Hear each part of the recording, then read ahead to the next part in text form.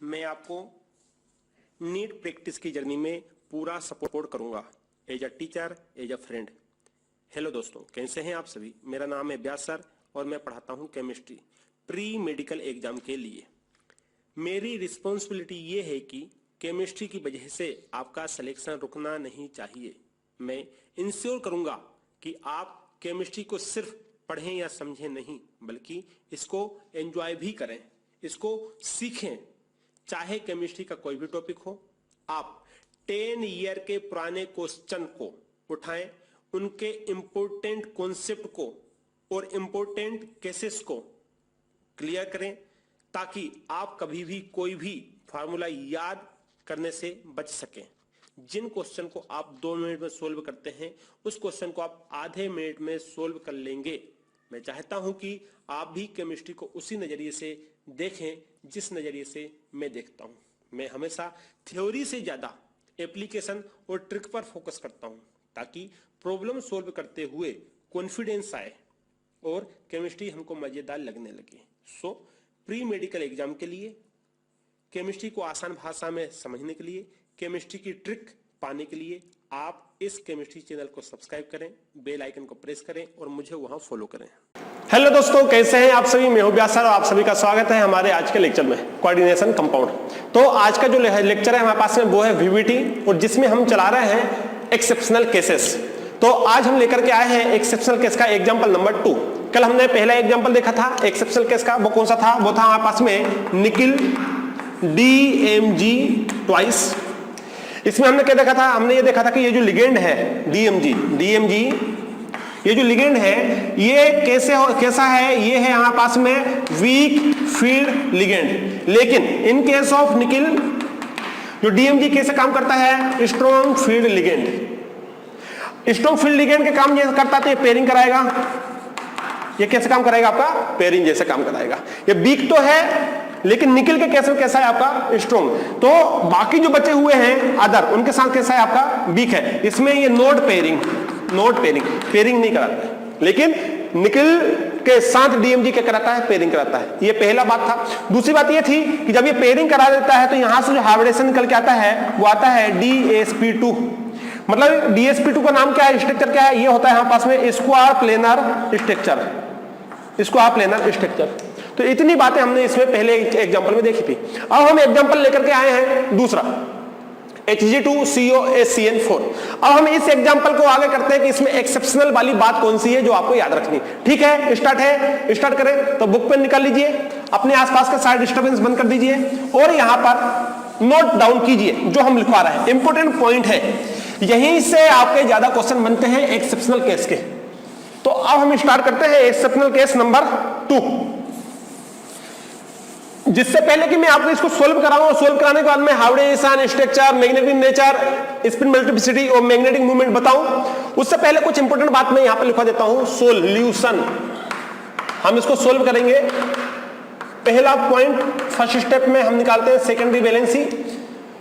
लेकिन उससे पहले एक बात समझ लो आप कि जो हमारे पास HCN है, HCN, यहां पास एक बल्की ग्रुप होता है, बल्कि बहुत मोटा ताजा ग्रुप होता है,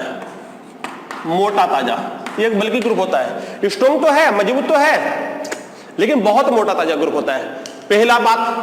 दूसरी बात आपको इंपॉर्टेंट मैं बताऊं कि यदि हमारे पास में Hg लिखा हुआ है, याद रखना कभी भी यदि आपको Hg लिखा मिले तो उसके ऊपर चार्ज की यदि बात करें तो +2 पर एटम चार्ज होगा। लेकिन यदि हमारे पास में Hg2 लिखा हुआ होता है, Hg2 लिखा हुआ था, तो हमारे पास में +1 एटम चार्ज होता है। ये इसकी मेन बात है। यदि Hg लिखा है +2 एटम पर चार्ज माना जाएगा, और यदि Hg2 लिखा है तो +1 एटम चार्ज माना जाएगा। HCN है, बल्कि ग्रुप होता है। बल्कि ग्रुप होने के कारण इसका मूवमेंट नहीं होता है, इसका असर खत्म हो जाता है। अच्छा, एक बात बताओ, मान लीजिए एक कोई बहुत ही मोटा ताजा इंसान है, बहुत मोटा ताजा इंसान है, इतने मोटे मोटे हाथ है, इतने मोटे मोटे पैर है, इतना बड़ा सिर है, बहुत मोटा ताजा है। अब क्या उस मोटे ताजे से आप बोलो कि भाई हमारे साथ फाइट करो, तो वो आपके साथ फाइट करेगा क्या? नहीं करेगा, क्योंकि उसको मालूम है मैं हार जाऊंगा। मोटा ताजा जरूर है वो, लेकिन उसको कोई भी एक दुबला पतला सा इंसान हरा सकता है। क्यों? क्योंकि वो इतना मोटा ताजा है कि वो हिलेगा ही नहीं। मतलब ये हुआ कि हमारे पास में एससीएन कैसा होता है? बल्कि होता है। बल्कि तो होता है, बल्कि तो होता है। बल्कि होने के कारण एक इसका अवगुण होता है क्या? कि ये पेयरिंग नहीं कराता है, ये पेयरिंग नहीं कराता है। एससीएन स्ट्रॉन्ग फील्ड होता है। कैसा होता है? स्ट्रॉन्ग फील्ड लिगेंड होता है, लेकिन ये पेयरिंग नहीं कराता है। Not pairing, not pairing. SCN देखो, फिर मैं आपको लिखवाता हूं। एससीएन कैसा है? एससीएन हमारे पास में स्ट्रॉन्ग फील्ड लिगेंड होता है, लेकिन ये बल्कि होने के कारण, बीयूएल के बल्कि होने के कारण ये नॉट पेयरिंग, नॉट पेयरिंग। इसका मतलब ये हुआ कि एससीएन को हमको कैसे मान के चलना है? वीक फील्ड लिगेंड के जैसे मान के काम चलना है, क्योंकि वीक फील्ड में नॉट पेयरिंग होती है, याद है? Not pairing. जब ये पेयरिंग ही नहीं कराता है तो हम इसको स्ट्रॉन्ग ना बोल के क्या बोल सकते हैं? वीक फील्ड लिगेंड बोल सकते हैं। ये आपका नोटेड पॉइंट है। अब कोई बोलेगा कि भाई एससीएन तो स्ट्रॉन्ग में आता है, तो आप बोलना हाँ भैया स्ट्रॉन्ग में तो आता है, लेकिन वो पेयरिंग नहीं कराता है। इसलिए हमने एससीएन को क्या मान लिया? वीक, क्योंकि पेयरिंग नहीं कराएगा। पेयरिंग क्यों नहीं कराता है? क्योंकि जो एससीएन होता है वो बल्कि ग्रुप होता है, बहुत मोटा ताजा होता है। जब मोटा ताजा होता है तो वो उसका कोई डर ही नहीं होता है। जब डर नहीं होता तो वो पेयरिंग नहीं करा पाएगा। इतनी बातें याद रखनी है।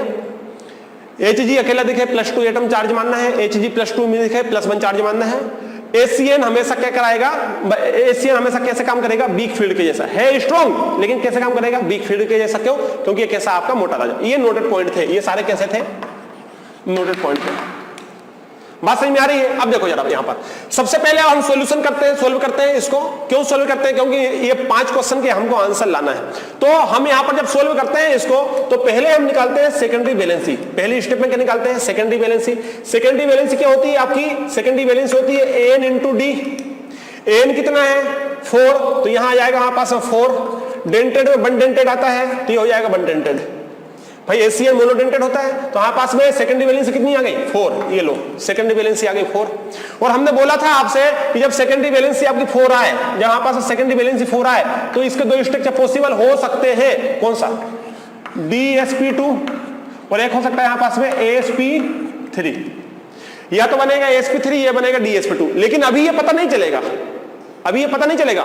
सेकेंडरी बैलेंसी हमको स्ट्रक्चर तो बता देगी कि कौन सा है। या तो हमारे पास में स्ट्रक्चर कौन सा है? Square planar. यहां पास स्ट्रक्चर कौन सा है? टेट्राहेड्रल। लेकिन अभी पता नहीं चलेगा कि इन दोनों में से एक कौन सा सही है। मतलब यहां से हार्मोनियम निकालना हमारे लिए पॉसिबल नहीं है। तो अब हमारे पास में आता है सेकंड स्टेप। कौन सी स्टेप आती है? Second step. सेकंड स्टेप में हम क्या निकालते हैं? Primary valency. प्राइमरी बैलेंसी का फार्मूला क्या होता है? फार्मूला होता है x plus positive charge plus negative charge is equal to 0। तो CO को मानो x, तो CO को मान लिया x प्लस Hg का होता है +1, तो 2 Hg है इसलिए +2। SCN का होता है -1, कितने SCN है? 4 है, कोई 4 ही नहीं मतलब 0। तो हमारे पास क्या हो जाएगा? x +2 -4 is equal to 0। तो x बाद कितना आ जाएगा? -+2। उस साइड जाएगा तो क्या हो जाएगा? +2। इसके लिए ये हुआ कि प्राइमरी बैलेंस कितनी निकल के आई हमारे पास में? +2। इतनी बात समझ में आ रही है? इसको मिटा दूं मैं? चलो भाई इसको मिटा देते हैं। अब हमारे पास में आगे की स्टेप क्या होगी? जरा मन से करो आप। यदि आपने कल किया हुआ है, आप यदि इस वीडियो को फर्स्ट टाइम नहीं देख रहे हैं, तो अब आप मन से करो। यहां तक का सफर मैंने आपको बता दिया। इसके बाद में क्या आता है? ये लो, लिख ही देता हूं मैं आपको। इसके बाद में क्या आता है हमारे पास में? इसके बाद में आता है, यहां प्यार से लिखो +2, जो कि हमारे पास कोबाल्ट के ऊपर चार्ज आया, CO के ऊपर चार्ज आया कितना? +2। बस अब हमारे पास नहीं आई कौन सी स्टेप? थर्ड स्टेप आती है। थर्ड स्टेप में हमको क्या करना है? हमको लिखना है कोबाल्ट का इलेक्ट्रॉन कॉन्फ़िगरेशन कितना होता है। लिखो जरा कोबाल्ट का इलेक्ट्रॉन कॉन्फ़िगरेशन, में इसको रख कर देता हूं। लिखा, कोबाल्ट का कितना होता है भाई? कोबाल्ट इलेक्ट्रॉन कॉन्फ़िगरेशन कितना होता है? आयरन कोबाल्ट 27, 27 होता, कैसे लिखेंगे हम लिखेंगे आर्गन 3d7 4s2 तो 4p0, ऐसे लिखते हैं हम। अब दोबारा हमको क्या करना है, अब हमको लिखना है, हमको CO से मतलब नहीं है, किससे मतलब है, CO+2 से। तो हम क्या लिखेंगे, हम लिखेंगे CO+2, मतलब यहां पर 2 कम कर दो तो कितने बचे 25। कितना होगा इसके electron configuration, argon 3d7 4s0 4p0, यही होता है। अब हमारे पास तीसरी स्टेप में हमने लिख लिया, अब आती है हमारे पास फोर्थ स्टेप। अब आती है हमारे पास फोर्थ स्टेप, क्या करता है इसमें, इसको ऑर्बिटल में लिखते हैं, लिखो जरा, ये 1 2 3 4 5, ये एस, यहां पास में पी, ये हुआ हमारे पास में पी, और ये सॉरी यार, ये हुआ हमारे पास में पी। अब क्या करते हैं हम, अब क्या होगा हमारे पास में, जितने इलेक्ट्रॉन है इसमें आप फिल कर दो, कितने हैं 7, 1 2 3 4 5 6 और 7। एस में कितने, कुछ भी नहीं है, पी में कितने, कुछ भी नहीं है, क्लियर है। तो ये हुआ हमारे पास में 3d7, ये हुआ हमारे पास में 4s0, ये हुआ हमारे पास में 4p0, ये चौथी स्टेप कंप्लीट हो गई। अब आती फिफ्थ स्टेप, तो फिफ्थ स्टेप में हम क्या करते हैं, फिफ्थ स्टेप में देखो, फिफ्थ स्टेप क्या करते हैं, देखने का काम है, क्या देखना है, लिगेंड, क्या देखना है, लिगेंड, कौन सा लिगेंड है, लिगेंड है हमारे पास में ACN, कैसे नेचर का है, ACN होता है यहाँ पास में स्ट्रॉन्ग, लेकिन यहाँ कैसे काम करेगा, वीक फील्ड लिगेंड के जैसा, मतलब नोड पेयरिंग, नोड पेयरिंग। अब आता है पास में लिगेंड का नंबर, HCN है लेकिन पेयरिंग नहीं करता है। कितने HCN है, 4। अब इसको दोबारा लिखो नीचे, पेयरिंग तो किया नहीं, तो 1 2 3 और 4 ये यहां पास में है, ये हमारे पास में है P। बात समझ में आ रही है बच्चों। अब देखो जरा, अब हमारे पास में जो यहां पर है वो लिख लो, 1 2 3 4 5 6 और 7, इसने पेयरिंग नहीं किया। कितने अनपेयर्ड इलेक्ट्रॉन दिख रहे हैं, 1 2 3, तो यहां पर अनपेयर्ड इलेक्ट्रॉन कितने हैं, अनपेयर्ड इलेक्ट्रॉन बराबर 3, इस बार अनपेयर्ड इलेक्ट्रॉन है, पेयरिंग नहीं किया। अब जो HCN आएगा वो कहां अटैक करेगा, वो अटैक करेगा यहां पर जो खाली ऑर्बिटल है। तो यहां पर हमारे पास में एक HCN आया, 2 इलेक्ट्रॉन दिए, दूसरा HCN आया, 2 इलेक्ट्रॉन दे दिए, तीसरा HCN आया, 2 इलेक्ट्रॉन फिर दे दिए, चौथा HCN आया, फिर हमारे पास 2 इलेक्ट्रॉन दे दिए। तो हमारे पास कितने इलेक्ट्रॉन हो गए, कितने ऑर्बिटल इसने यूज किया, एक S यूज किया और 3 P यूज किए। तो हम ऐसे लिख सकते हैं sp3। लो भाई, ये हो गया आपका पूरा आंसर। जब इतना आप सोल्व कर लो तो अब आप यहां पर जा सकते हो। अब बताओ इसका हाइब्रिडेशन कितना निकल के आया, sp3, और हमने वही बताया था कि हमारे पास में क्या आया, सेकेंडरी वैलेंसी कितनी आई, 4। यहां से ये डिसाइड हो गया, या तो हाइब्रिडेशन sp3 है, यहां पास dsp2 है। लेकिन क्या है उसके लिए हमको पूरा सोल्व करना पड़ता है, ये मन से तुक्का लगाने वाली बात नहीं है। यदि पेयरिंग कर लेता, यदि ये पेयरिंग कर लेता तो क्या बनता है हमारे पास में, dsp2, लेकिन पेयरिंग नहीं किया है, दुर्भाग्य हमारा। अब हमारे पास में क्वेश्चन की तरफ चलते हैं। हाइब्रिडेशन कौन सा है, sp3, तो हम यहां लिख दें कौन सा है आपका, sp3। उसने पूछा कि स्टेट का कौन सा होगा, तो हम जानते हैं sp3 के लिए क्या लिखते हैं हम, टेट्राहेड्रल। मैग्नेटिक नेचर कैसा है, क्या अनपेयर्ड इलेक्ट्रॉन प्रेजेंट है, हाँ अनपेयर्ड इलेक्ट्रॉन प्रेजेंट है, इसलिए जो कंपाउंड है ये कैसा होगा, पैरा मैग्नेटिक। कैसा होगा आपका, पैरा मैग्नेटिक नेचर। इसमें मल्टीप्लिसिटी क्या होगा, तो हम जानते हैं इसके लिए फार्मूला होता है आपका 2s+1। ये किस पर डिपेंड करता है, ये डिपेंड करता है हमारे पास में, ये डिपेंड करता है हमारे पास में अनपेयर्ड इलेक्ट्रॉन कितने हैं, 3। और जो अनपेयर्ड इलेक्ट्रॉन 3 है तो एस की वैल्यू क्या आती है, एस की वैल्यू आती है 1/2 प्लस 1/2 प्लस 1/2। अब क्या होगा इसमें, जोड़ो, अभी तो एक और, हाँ अब हमारे पास में क्या है, हमारे पास में फार्मूला रखो जरा 2, तो एस की वैल्यू कितनी, 1/2, तो इसको ऐसे लिख सकते हैं 3/2 प्लस 1। तो हमारे पास में क्या हो जाएगा, हमारे पास हो जाएगा, ये 2 से 2 कैंसिल हो गया, हमारे पास 4, तो ये लो भाई हमारे पास में आ गया 4।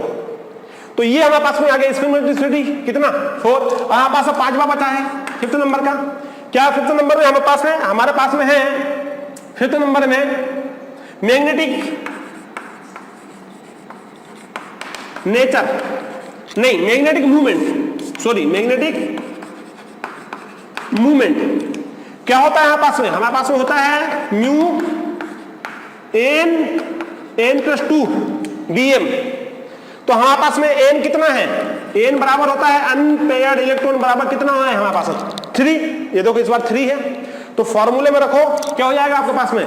Mu is equal to under root क्या हो जाएगा? 3 प्लस 2, ये है हमारे पास में BM। इसको सोल्व कर लेना। बात समझ में आ रही है? तो इस प्रकार से यहां पर हम सोल्व कर चुके हैं। इसको सोल्व कर लेना। 3 प्लस 2 5 15, यहां पर हमारे पास में आ जाएगा 15 रूट 15 BM बोहर मैग्नेट्रॉन। बाकी अब रूट 15 का देख लेना कितना निकल के आता है कितना नहीं आता है। तो ये था हमारे पास में एक्सेप्शनल नंबर 2। क्या एक्सेप्शनल वाली बात कौन सी थी? एक्सेप्शनल वाली बात ये है कि जो SCN है वो स्ट्रॉन्ग होता है, पेयरिंग करना चाहिए था लेकिन यहां पर पेयरिंग नहीं होता। वो एक एजेंट कैसे काम करता है? Weak field ligand. SCN यहां पर कैसे काम करता है? Weak field ligand. अब ये स्ट्रॉन्ग कहां काम करता है SCN, वो हम बताएंगे, लेकिन फिलहाल हमारे पास में जो छोटे ग्रुप होते हैं, अच्छा मैं ये भी बता ही देता हूं आपको, जो हमारे पास में SCN होता है ना, ये कहां काम करता है? ये काम करता है हमारे पास में स्ट्रॉन्ग का SCN, और एक और आता है हमारे पास में PPH3। ये हमारे पास में कैसे होते हैं? यहां पास में स्ट्रॉन्ग फील्ड लिगेंड होते हैं, लेकिन यहां पास में वर्क कैसे करते हैं? ये वर्क करते हैं वीक फील्ड लिगेंड के जैसे। नॉट पेयरिंग छोटे वाले सेम मेटल के साथ में। लेकिन क्यों? क्योंकि ये बल्कि होते हैं। कैसे होते हैं? ये बल्कि होते हैं। लेकिन यदि यहीं पर ये जो मेटल है ये इसके साथ आ जाए, सेंट्रल मेटल एटम यदि हमारे पास में बल्कि हो जाए, तो ये हमारे पास में कैसे काम करेंगे? स्ट्रॉन्ग फील्ड के जैसे काम करेंगे।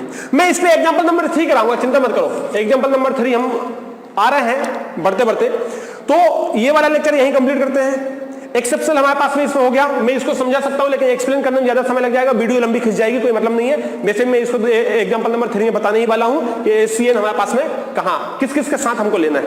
बाकी इसके साथ में किसके साथ में? जो छोटे होते हैं सेंट्रल मेटल एटम, उनके साथ में ये कैसे काम करता है? वीक का।